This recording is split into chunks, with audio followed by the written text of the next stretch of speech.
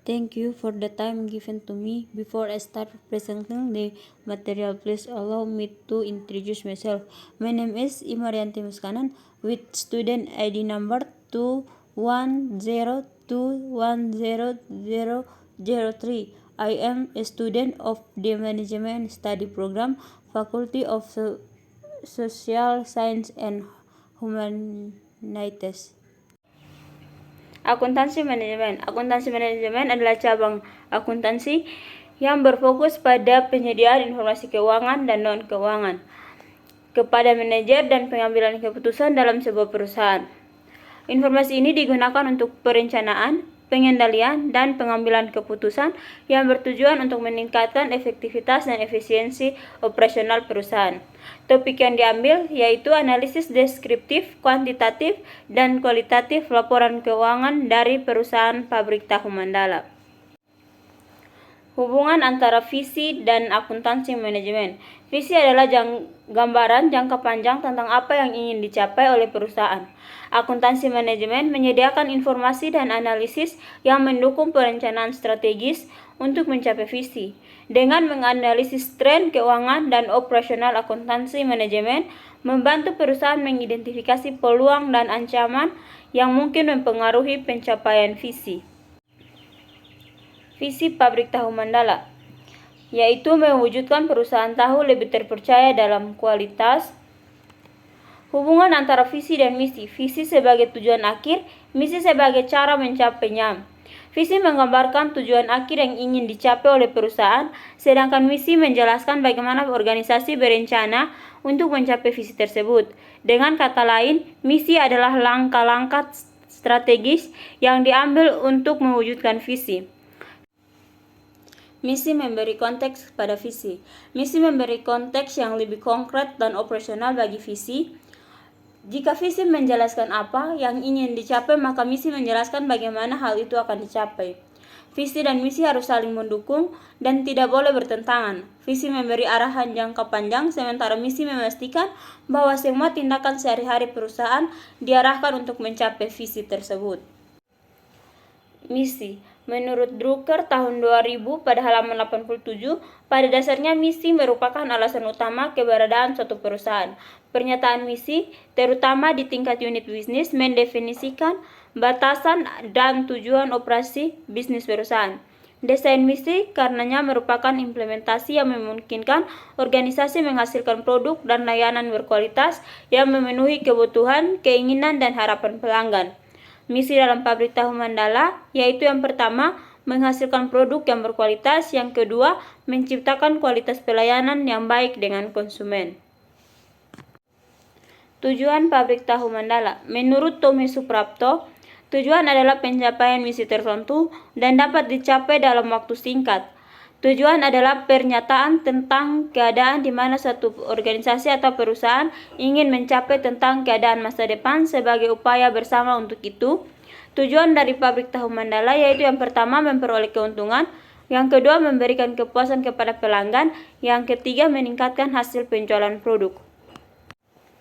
Pengertian analisis SWOT. Analisis SWOT adalah alat perencanaan strategi yang digunakan untuk mengidentifikasi dan mengevaluasi kekuatan, kelemahan, peluang, ancaman yang dihadapi oleh suatu perusahaan.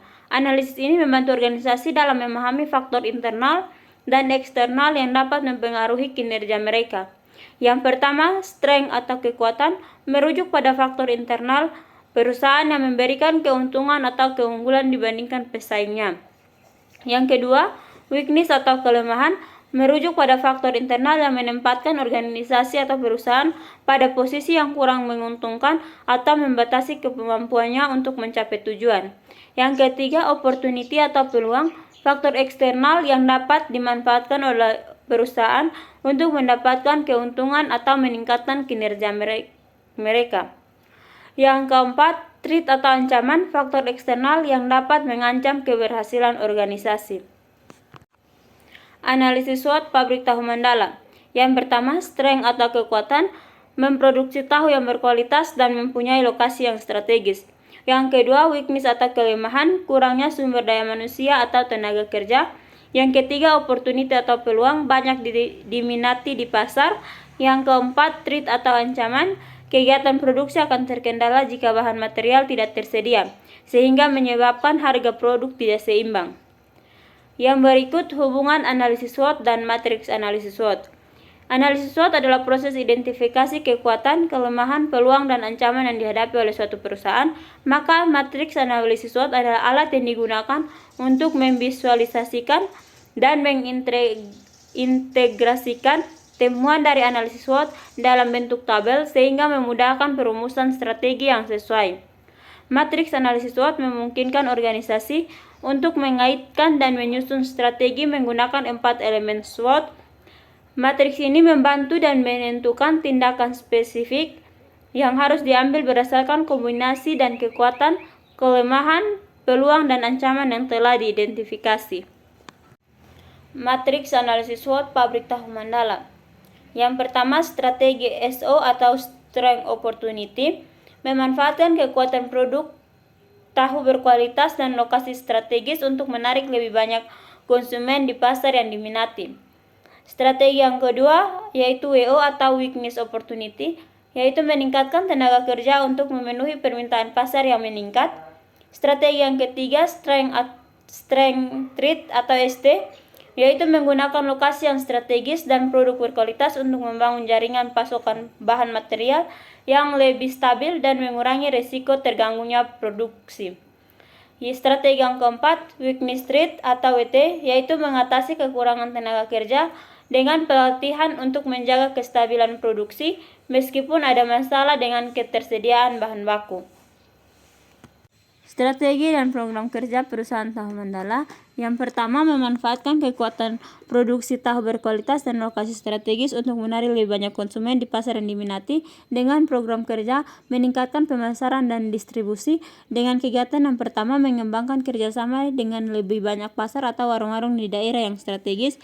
Yang kedua, membuat penawaran khusus dan promosi untuk menarik konsumen baru atau memperluas pangsa pasar. Strategi yang kedua, menggunakan lokasi yang strategis dan produk berkualitas untuk membangun jaringan pasokan bahan material yang lebih stabil dan mengurangi risiko terganggunya produksi. Dengan program kerja, penguatan rantai pasokan. Dengan kegiatan yang pertama, mengidentifikasi dan menjalin kerjasama dengan pemasok bahan baku alternatif untuk mengurangi ketergantungan pada satu pemasok. Yang kedua, menerapkan sistem monitoring stok bahan baku secara lebih ketat untuk mengantisipasi kekurangan bahan baku di masa depan. Strategi yang ketiga yaitu meningkatkan tenaga kerja untuk memenuhi permintaan pasar yang meningkat dengan program kerja pengembangan sumber daya manusia. Dengan kegiatan yang pertama, merekrut tenaga kerja baru, memperkuat tim produksi. Yang kedua, menyelenggarakan pelatihan dan pengembangan keterampilan untuk pekerja baru dan yang sudah ada agar lebih efektif dan memenuhi peningkatan permintaan.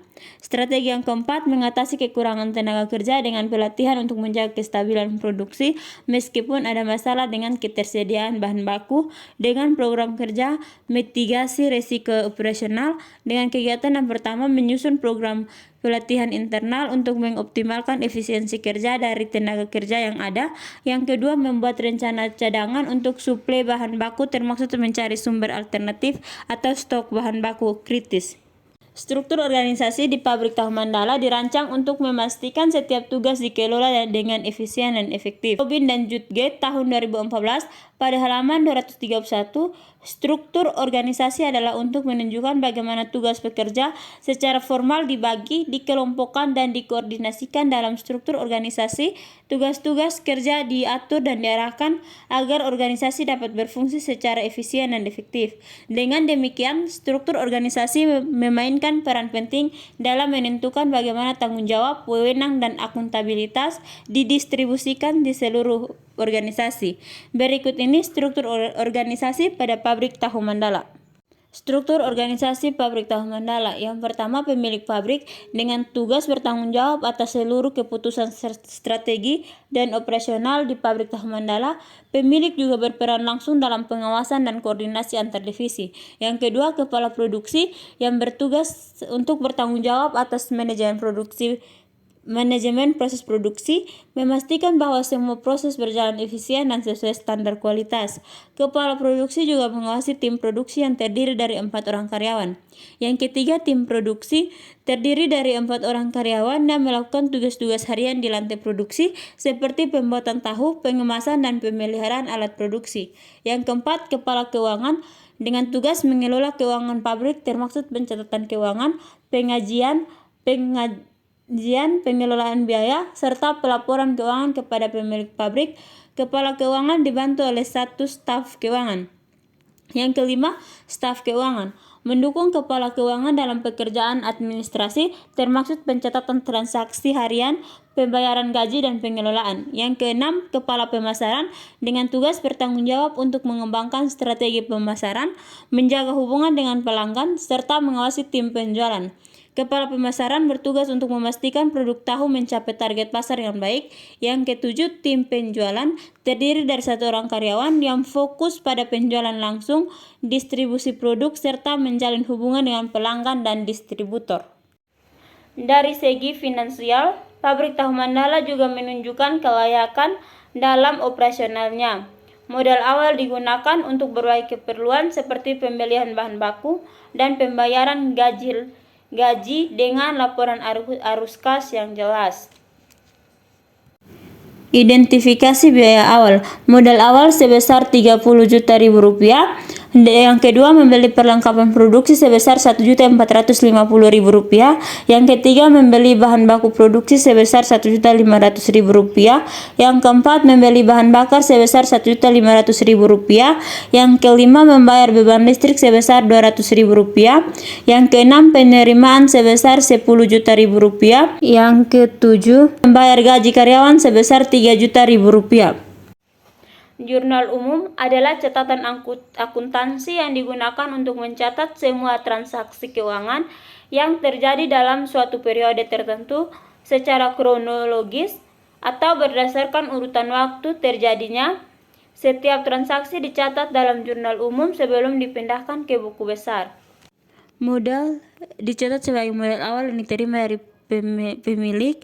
Yang kedua, perlengkapan produksi, bahan baku produksi, bahan bakar. Ini adalah pembelian aset atau bahan yang diperlukan untuk proses produksi sehingga dicatat dalam akun debit. Yang ketiga, beban listrik, beban gaji karyawan merupakan pengeluaran biaya operasional yang dicatat sebagai beban dalam akun debit. Yang keempat, penerimaan, pendapatan yang dicatat sebagai tambahan kas dicatat dalam akun debit.